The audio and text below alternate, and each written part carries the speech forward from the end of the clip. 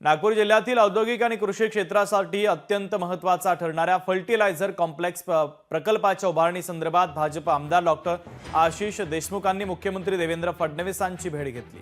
नागपूर जिल्ह्यातील गॅस पाईपलाईनचा वापर करून खत निर्माण करणारा इंटिग्रेटेड फर्टिलायझर कॉम्प्लेक्स स्थापन करण्याच्या या महत्त्वाकांक्षी उपक्रमाला सकारात्मक प्रतिसाद देत लवकरच आवश्यक पावलं उचलण्याचं आश्वासन आता मुख्यमंत्र्यांनी दिलेलं आहे।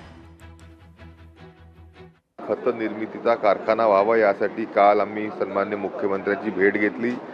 दिल्लीचे गेलचे म्हणजे गॅस ऑथॉरिटी ऑफ इंडिया लिमिटेडचे अधिकारी त्यामध्ये सहभागी होते।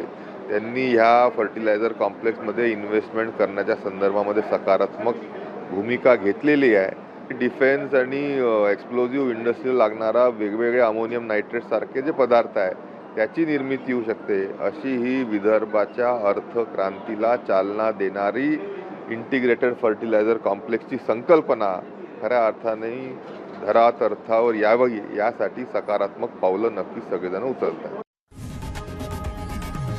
लोकशाही मराठी ऐका, पहा, जागरूक रहा।